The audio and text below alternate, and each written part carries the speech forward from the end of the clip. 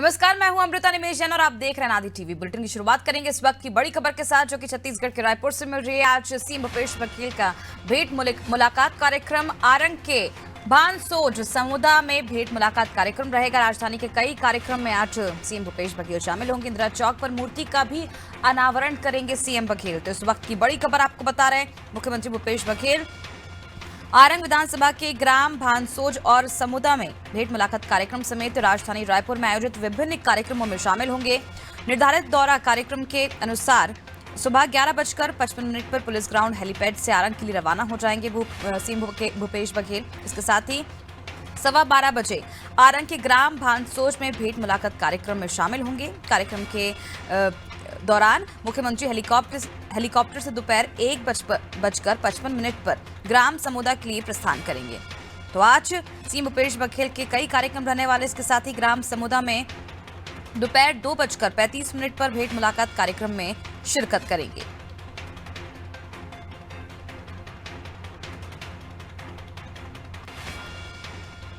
CM Bhupesh Baghel का भेंट मुलाकात कार्यक्रम रहेगा। आज आरंग के भानसोज समुदा में भेंट मुलाकात कार्यक्रम में शामिल होंगे सीएम भूपेश बघेल। इसके साथ ही जो जनता है वहां की, उनसे रूबरू होंगे, उनसे बातचीत करेंगे। जो भी परेशानियां होंगी उसके बारे में जानकारी लेंगे और दिशा निर्देश देंगे अधिकारियों को, ताकि जल्द से जल्द जो समस्याएं हैं उसका निराकरण किया जाए।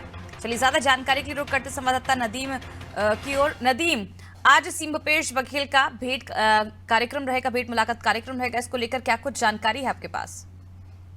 देखिए अमृता, आपको बताना चाहूंगा कि मुख्यमंत्री भूपेश बघेल प्रदेश व्यापी अभियान भेंट मुलाकात कार्यक्रम के जरिए विभिन्न विधानसभा का दौरा कर रहे हैं।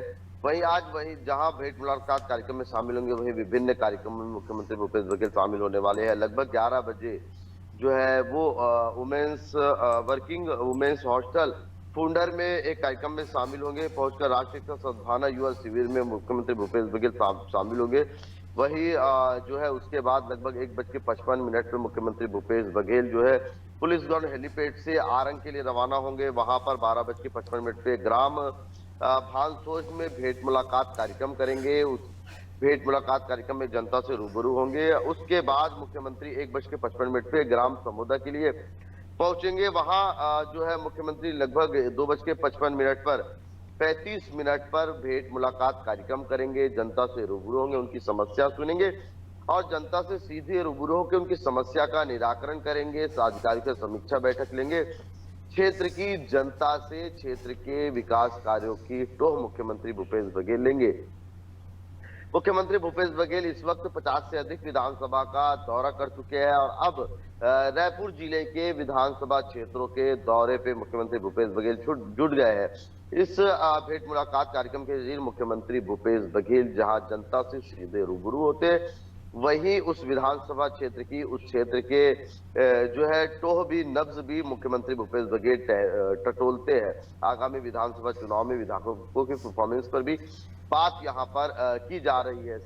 इसके बाद मुख्यमंत्री भूपेश बघेल जो है वो राजधानी रायपुर पहुंचेंगे और 7:30 बजे जो है एक निजी होटल में प्रदेश राइस मिल एसोसिएशन के वार्षिक सम्मेलन में मुख्यमंत्री भूपेश बघेल जो है वो शामिल होंगे। तो मुख्यमंत्री भूपेश बघेल राजधानी रायपुर सहित आरंग में भेंट मुलाकात कार्यक्रम में शामिल होंगे।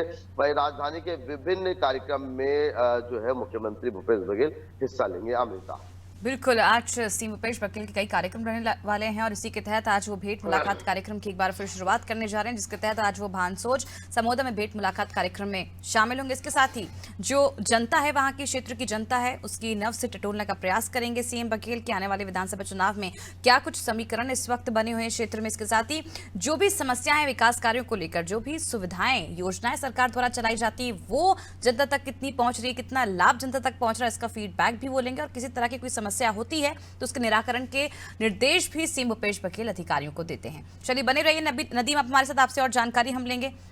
चलिए, बात करते हैं अगली बड़ी खबर की, जहां विधानसभा चुनाव की तैयारियों को लेकर बीजेपी जुट गई है। बीजेपी की संयुक्त कार्य समिति की आज बैठक होने जा रही है कुशाभाऊ ठाकरे भवन में। 11 बजे ये बैठक होगी। मोर्चे प्रकोष्ठों की कार्य समिति के पदाधिकारी इसमें शामिल होंगे। बीजेपी प्रदेश प्रभारी ओम माथुर भी इसमें शामिल होंगे। प्रदेश अध्यक्ष विष्णुदेव शुभारंभ सत्र में शिरकत करेंगे। इसके साथ ही डॉक्टर रमन सिंह, अजय जामवाल भी मौजूद रहेंगे। सरकार को घेरने के लिए रणनीति बनाई जाएगी। सभी प्रकोष्ठों को अलग अलग जिम्मेदारी सौंपी जाएगी। चलिए ज्यादा जानकारी के लिए रुक करते संवाददाता नदीम की ओर। नदीम, आज विधानसभा चुनाव की तैयारियों को लेकर बीजेपी अब दमखम के साथ तैयारियों में जुट गई है और अलग अलग जिम्मेदारियां भी सौंपी जा रही है नेताओं को। क्या लगता है जो रणनीतियां बनाई जाएगी सरकार को घेरने के लिए, क्या कुछ रणनीति होगी, क्या कुछ वो मुद्दे होंगे जिस पर सरकार को घेरा जा सकता है? देखिए अमृता, आपको बताना चाहूंगा कि आगामी विधानसभा चुनाव इस वर्ष आखिरी में दिसंबर में चुनाव होना है और उसको लेकर के जहां दोनों दल अपनी अपनी तैयारी में जुट चुके, वहीं बीजेपी भी विधानसभा चुनाव की तैयारियों में जुट गई है। वह बीजेपी संयुक्त कार्य समिति की बैठक आज आयोजित की गई है।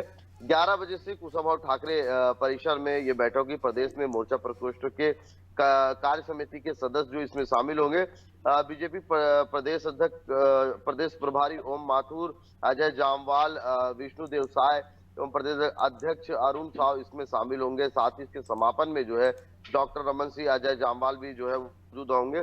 सरकार को घेरने की इस बैठक में रणनीति बनाई जाएगी, क्योंकि विधानसभा चुनाव है। किस तरह से यूथ तक पहुंचना है, बूथ को मजबूत करना है, विधानसभा वार जो है रणनीति बनाई जाएगी। आगामी विधानसभा चुनाव है, क्योंकि इस वक्त 23 में वापस सत्ता पे किस तरह से बीजेपी काबिज हो सके, इसकी रणनीति बना करके अलग अलग मोर्चा प्रभारियों को, प्रकोष्ठों को जो है अलग जिम्मेदारी दी जाएगी।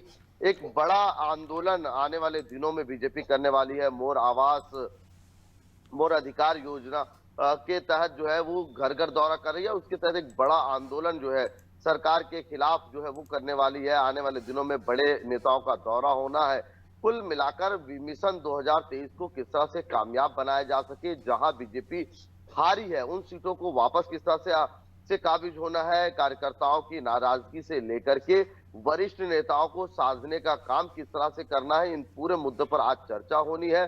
सिलसिलेवार सभी मोर्चा प्रकोष्ठों के कार्य समिति सदस्यों के साथ बैठक में रणनीति बनेगी। रणनीति के साथ मिशन 2023 को फतह करने की एक बड़ी रणनीति के साथ मैदान पे बीजेपी जो है उतरने की रणनीति यहाँ पर बनाएगी। अमृता, बिल्कुल, हमने देखा था किस तरह से 2018 में खराब प्रदर्शन के चलते बीजेपी को सत्ता से बाहर होना पड़ा था, लेकिन अब देखना होगा किस तरह से बीजेपी रणनीति बनाएगी और आने वाले चुनावों के लिए क्या कुछ तैयारी बीजेपी की रहेगी, क्या कुछ रणनीति रहेगी, ये भी देखने वाली बात होगी। क्योंकि एक बड़ा आंदोलन करने की बात भी कही जा रही है। कई ऐसे मुद्दे होंगे जिसको लेकर सरकार को बीजेपी इस बार घेरेगी और जो हारी हुई सीटें थी उस पर भी मंथन किया जाएगा। बने रहिए आप नदीम हमारे साथ, आपसे और जानकारी हम लेंगे।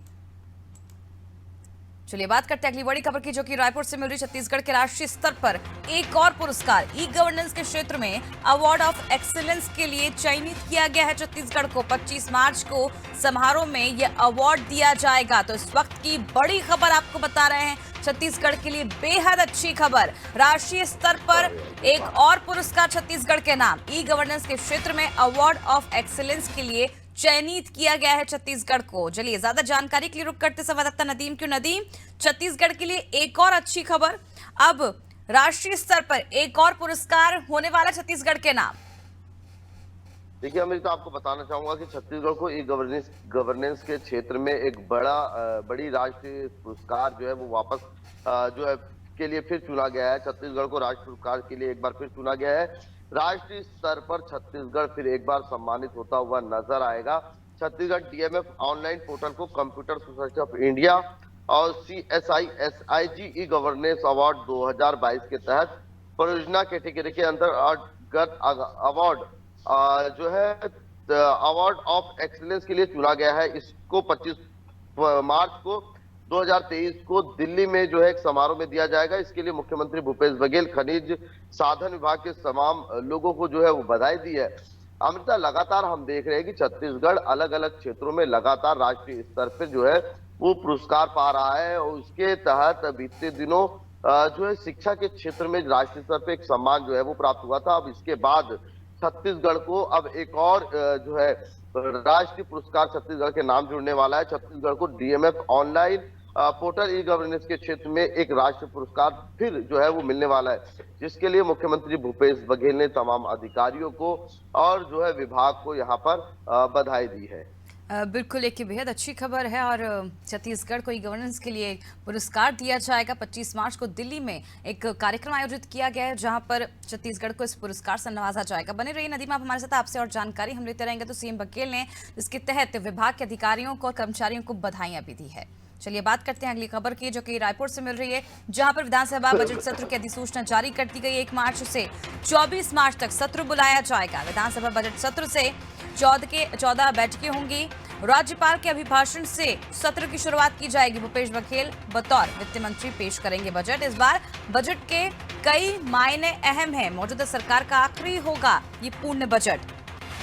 चलिए ज्यादा जानकारी के लिए नदीम से बातचीत करते हैं। नदीम, मौजूदा सरकार का ये आखिरी पूर्ण बजट होगा, ऐसे में सरकार किसानों के लिए, महिलाओं के लिए, युवाओं के लिए क्या कुछ खास ऐलान कर सकती है? अमृता, देखिए 1 मार्च से 24 मार्च तक छत्तीसगढ़ का विधानसभा सत्र जो है बजट सत्र आहूत किया गया है। इसके लिए अधिसूचना जारी कर दी गई है। सत्र में कुल 14 बैठकें इस बार होगी। इस बैठक में अगर देखा जाए तो छत्तीसगढ़ सरकार का बजट कई मायनों में अहम होगा। राज्यपाल के अभिभाषण से ये बजट सत्र शुरू होगा। बतौर वित्त मंत्री मुख्यमंत्री भूपेश बघेल अपने कार्यकाल का आखिरी पूर्ण बजट जो है वो पेश करेंगे। इस बजट में अगर देखा जाए तो चुनावी वर्ष है, चुनावी बजट के रूप में पेश किया जाना है। काफी अहम घोषणाएं और कई अहम घोषणाएं जो है इसमें होने की संभावना जताई जा रही है, क्योंकि तमाम वर्ग, अधिकारी वर्ग की बात करें, आम जनता की बात करें, किसानों की बात करें, सब तक, बेरोजगारों की बात करें, युवाओं की बात करें, शिक्षा के क्षेत्र की बात करें, तो कहीं ना कहीं तमाम ये वर्ग जो है इस बजट को लेकर के टकटकी भरी निगाहों से सरकार की और इस बजट सत्र की ओर जो है वो देखता हुआ नजर आ रहा है, क्योंकि काफी उम्मीदें इस बजट से जनता की है।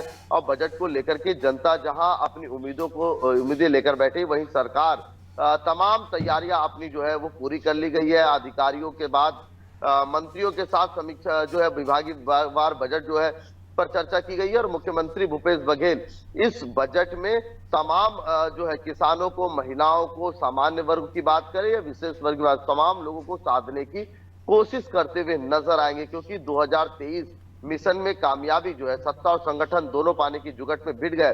उसी तरह में कहीं ना कहीं ये बजट काफी अहम हो जाता है। कई मायनों में यह बजट अहम होगा। 1 लाख करोड़ से अधिक का ये बजट होगा और काफी बड़ा, छत्तीसगढ़ का अब तक का सबसे बड़े आकार का बजट बतौर वित्त मंत्री मुख्यमंत्री भूपेश बघेल पेश करेंगे। ये माना जा रहा है कि 3 या 6 तारीख को मुख्यमंत्री भूपेश बघेल बजट पेश करेंगे, क्योंकि उसके बाद होली की छुट्टी लग जानी है। तो कहीं ना कहीं ये बजट कई मानों में अहम है। चुनावी बजट होगा। मुख्यमंत्री भूपेश बघेल के कार्यकाल का आखिरी पूर्ण बजट जो ये अमृता होगा। तमाम वर्गों की निगाह इस बजट को लेकर है। देखने वाली बात यह होगी कि आने वाला जो बजट है वो कितना समावेशी बजट होगा, कितने लोगों को लाभ पहुंचाता है और कितने की उम्मीदों पे खरा उतरने वाला बजट ये होता है। अमृता, बिल्कुल नदीम, छत्तीसगढ़ में हर किसी की नजर अब इस बजट पर रहेगी, क्योंकि 3 या 4 तारीख को ये बजट पेश किया जाएगा। और ऐसे में ये भी जानकारी है कि 22 साल में अब तक किसी भी सरकार ने इतना बड़ा बजट का ऐलान नहीं किया है और 1 लाख करोड़ से ज्यादा का ये बजट छत्तीसगढ़ वासियों को इस बार मिलने वाला है। नदीम, ये भी आपसे जानना चाहेंगे, जिस तरह से लगातार हम देख रहे हैं किसानों के लिए, महिलाओं के लिए, युवाओं के लिए लगातार सरकार काम कर रही है, साधने का प्रयास कर रही है। किसानों के लिए कई तरह की घोषणाएं पहले भी कर चुकी है सीएम। बावजूद इसके कई बार हम देखते हैं कि आंदोलन फिर भी किसान करते रहते हैं कई मांगों को लेकर। ऐसे में क्या लगता है किसानों के लिए क्या कुछ खास हो सकता है बजट के पिटारे में? देखिए, अगर हम बजट की बात करें तो इस बार किसानों को भी कहीं ना कहीं जो है, क्योंकि किसानों को साधने का महत्वपूर्ण काम सरकार कर रही है, क्योंकि एक बड़ा वोट बैंक सरकार के लिए किसान यहाँ पर है। और काफी बड़ा छत्तीसगढ़ में जो है वो धान का कटोरा कहा जाता है, तो किसानों से ही छत्तीसगढ़ है और उनके लिए काफी कुछ इस बजट में होने वाला है। 2500 के बाद अब ये उम्मीद की जा रही है कि 2600 से अधिक समर्थन मूल्य में धान खरीदी करने की घोषणा सरकार इसमें करेगी। साथ ही अगर हम बात करें महिलाओं की, महिलाओं के लिए इसमें क्या रियायत दी जाएगी, इस पे भी काफी अहम चर्चा जो है की गई है। बेरोजगार भत्ता का प्रावधान जो है इसमें जो है मुख्यमंत्री ने हाल ही में अभी किया था, इसको लेकर भी इसमें काफी अहम होने वाला है। तो कुल मिलाकर अगर देखा जाए अमृता, तो वो अनियमितता कर्मचारियों की निगाहें इस पर टिकी हुई है, अधिकारी और कर्मचारी वर्ग की टिकी हुई है। जहां नौकरी रुकी हुई है जिन विभागों में, उन विभागों में नौकरी की भर्ती की घोषणा इसमें हो सकती है। संविदा कर्मचारियों की जो संविदा कर्मचारी उनको नियमितीकरण की का वादा तो घोषणा पत्र में किया गया था। उम्मीद की जा रही कि इस बजट में मुख्यमंत्री भूपेश बघेल उसकी घोषणा करके उन अनियमितता कर्मचारियों को, संविदा कर्मियों को एक बड़ी सौगात यहाँ पर जो है देने वाले हैं। वही अगर हम बात करें किसानों के लिए एमएसपी जो तय है उससे उम्मीद की जा रही है वो बढ़ेगी। राजीव गांधी किसान न्याय योजना के तहत जो इनपुट सब्सिडी दी जा रही है, उन इनपुट सब्सिडी में अमृता जो है वो इजाफा सरकार कर सकती है। युवाओं के लिए भी काफी जो है युवाओं काफी उम्मीद लगा है, क्योंकि बेरोजगारी इस वक्त एक बड़ा मुद्दा है। और छत्तीसगढ़ में अगर हम आंकड़ों की बात करें तो 0.4% बेरोजगारी दर है। देश में सबसे कम बेरोजगारी दर वाला छत्तीसगढ़ है। तो जो बच्चे बेरोजगार है उनके लिए इसमें जो है वो महत्वपूर्ण घोषणा कर सकती है। जिन विभागों में पद खाली है उन विभागों में जो है सरकार जो है नौकरी के पद भरने की घोषणा यहां पर कर सकती है। तो कुल मिलाकर के इस बजट को लेकर के तमाम वर्ग की निगाहें टिकी हुई है। आने वाले बजट में मुख्यमंत्री भूपेश बघेल सभी वर्ग को साधने का प्रयास यहां पर करेंगे। आरक्षण भी एक बड़ा मुद्दा है, क्योंकि आरक्षण को लेकर के लगातार 2 महीने से अधिक का वक्त हो गया है। विशेष बजट सत्र के बाद विधेयक पारित हुआ और अभी तक उस पर हस्ताक्षर नहीं हुआ है। हस्ताक्षर के बाद इस विधेयक को लाया गया था और इस विधेयक के लाने हस्ताक्षर नहीं होने की वजह से काफी मुश्किलें जो है वो भर्तियों को लेकर के बात करें या एजुकेशन सेक्टर की बात करें, दिक्कतें हो रही है। तो इसको लेकर भी कुछ नई रणनीति के साथ नई जो है वो भूपेश बघेल सरकार की रणनीति यहाँ पर दिखेगी। तो आदिवासी वर्ग की बात, एसटी एससी वर्ग की बात करें, एससी की बात करें या ओबीसी वर्ग की बात करें, इन तमाम वर्गों को साधने की कवायद इसमें होगी। तो जहां तमाम वर्ग की निगाहें टिकी है, वहीं बेरोजगार वर्ग भी उम्मीदों से इस सरकार की ओर देख रहा है। संविदा कर्मचारी वर्ग भी इस बजट से उम्मीद लगाए बैठा है। तो कुल मिलाकर यह बजट तमाम की उम्मीदों पर कितना खरा उतरेगा, ये तो आने वाला वक्त ही बता पाएगा अमृता, क्योंकि बिल्कुल नदीम, ये बजट 22 साल का सबसे बड़ा बजट होगा और ऐसे में सबकी निगाहें इस बजट पर टिकी हुई है। 1 लाख करोड़ से ज्यादा का बजट इस बार छत्तीसगढ़ वासियों को मिलने वाला है। किसानों को, महिलाओं को, युवाओं को खासकर फोकस किया जाएगा और कहीं ना कहीं जो किसान आंदोलन कर रहे थे, अब जो 2500 रुपए पे धान खरीदी होती थी उसे 2600 रुपए कर दिया जाएगा। ऐसी कयास लगाए जा रहे हैं। अब देखने वाली बात होगी कि आने वाले वक्त में कितना कारगर साबित होता है जनता के लिए और कितना जनता को लुभाएगा ये बजट। चलिए बात करते हैं अगली बड़ी खबर की, जो कि छत्तीसगढ़ से आरक्षण पर राज्यपाल को हाईकोर्ट का नोटिस। राज्यपाल के खिलाफ नहीं जारी हो सकता है नोटिस, ऐसा कहना है राजभवन का। संविधान के अनुच्छेद 361 के तहत ये छूट प्राप्त है। वरिष्ठ वकील कपिल सिब्बल का बयान, असहमति जताते हुए सरकार को वापस लौटा देना चाहिए। संवैधानिक व्यवस्था में बिल राष्ट्रपति के पास भेजने का अधिकार है। तो ज्यादा जानकारी के लिए रुक करते संवाददाता नदीम। क्यों नदीम, राज्यपाल के खिलाफ नोटिस जारी नहीं किया जा सकता, ऐसा कहना है राजभवन का। अमृता, लगा प्रदेश में 2 महीने से अधिक का वक्त हो गया, आरक्षण विवाद जारी है। विशेष सत्र बुलाकर के राज्य सरकार ने आरक्षण, हाई कोर्ट के 58% आरक्षण रद्द करने के बाद विशेष सत्र बुलाकर के जो है वो कानून यहाँ पर बनाया था, संशोधन विधेयक पारित किया गया था। इस कानून को जो है वो राज्यपाल के हस्ताक्षर की बाट जोता हुआ कानून अब जो है वो न्यायालय की शरण पे जा पहुंचा है और न्यायालय ने जो है राज्यपाल को नोटिस यहाँ पर जारी किया है। नोटिस जारी करते हुए 2 हफ्ते के अंदर जो है वो जवाब तलब किया है। हालांकि अगर हम बात करें तो हाई कोर्ट ने आरक्षण संशोधन में हस्ताक्षर करने के मामले को लेकर के जो है राज्यपाल को नोटिस जारी किया गया है और नोटिस के मामले में ये कहा जा रहा है कि राजभवन सचिवालय की तरफ से ये कहा गया है कि अनुच्छेद 361 के तहत राज्यपाल को छूट प्राप्त है। ज्ञात हो कि राज्य विधानसभा के विशेष सत्र में 2 दिसंबर 2022 को आरक्षण संशोधन पारित किया गया था। वही अगर हम बात करें जिस तरह से राज्यपाल को छूट है, उसी तरह से कानूनी जानकारों के मुताबिक राष्ट्रपति और राज्यपाल जो है इस पूरे मामले से बाहर जो है वो नजर आते हैं। तो कोर्ट उनको तलब नहीं कर सकता, उनसे जवाब तलब जो है नहीं करने की बात कानूनविद की तरफ से कही जा रही है। अब देखने वाली बात ये होगी अमृता कि हाई कोर्ट के इस आदेश के बाद राजभवन का जो बयान आया है उसके बाद अगला क्या रुख होता है, और इसके बाद जो आरक्षण विधेयक रुका हुआ है उस मामले में राज्यपाल का क्या रुख होता है, ये काफी अहम हो जाता है। क्योंकि आरक्षण विधेयक अटकने से, हस्ताक्षर नहीं होने से इस पूरे मामले में तरह तरह की पेच यहाँ पर आई है, जहां पर आरक्षण जो है नौकरी को लेकर के दिक्कतें आ रही है, वहीं एजुकेशन सेक्टर में एडमिशन को भी लेकर के काफी दिक्कतों का सामना करना पड़ रहा है। हालांकि राज्यपाल के अधिकार की अगर हम बात करें तो राज्यपाल के पास यह अधिकार होता है कि राज्यपाल या तो हस्ताक्षर कर दे या इस पे कमी बताते हुए सरकार को वापस कर दे या राष्ट्रपति को यह प्रेषित कर दे। तो ये तीन महत्वपूर्ण बिंदु हो जाते हैं जो राज्यपाल को होता है। हालांकि कपिल सिब्बल ने इस पूरे मामले में जो है अनुच्छेद 200 का जिक्र करते हुए कहा है कि उनको हस्ताक्षर कर। हालांकि अब देखने वाली बात ये होगी अमृता कि आने वाले वक्त में राज्यपाल का रुख क्या होता है, राजभवन का रुख इस मामले को लेकर क्या होता है, और जनता कब तक राजभवन और सरकार के बीच पिसाते रहेगी। जो अगर हम विभिन्न क्षेत्रों की बात करें वहां समस्याएं लगातार बनी हुई, उन समस्याओं का निराकरण कब तक होगा और जनता कब तक जो है उम्मीद की बाट जोड़ते हुए हस्ताक्षर बिल्कुल नदीम, चाहे भर्तियों की बात की जाए या फिर एडमिशंस की बात की जाए, लगातार जो विद्यार्थियों ने कई दिक्कतों का सामना करना पड़ रहा है। बहुत बहुत शुक्रिया नदीम तमाम जानकारी की। तब देखने वाली बात हो कि आने वाले दिनों में राज्यपाल का क्या कुछ रुख होता है, क्योंकि आरक्षण पर राज्यपाल को हाईकोर्ट से नोटिस भेज दिया गया है। और वहीं राजभवन का ये कहना है, राजभवन सचिवालय का ये कहना है कि राज्यपाल के खिलाफ किसी भी तरह का कोई नोटिस जारी नहीं किया जा सकता है। फिलहाल मेरे साथ इस वक्त की बुलेटिन में इतना ही। आप देखते रहिए नादी टीवी। नमस्कार।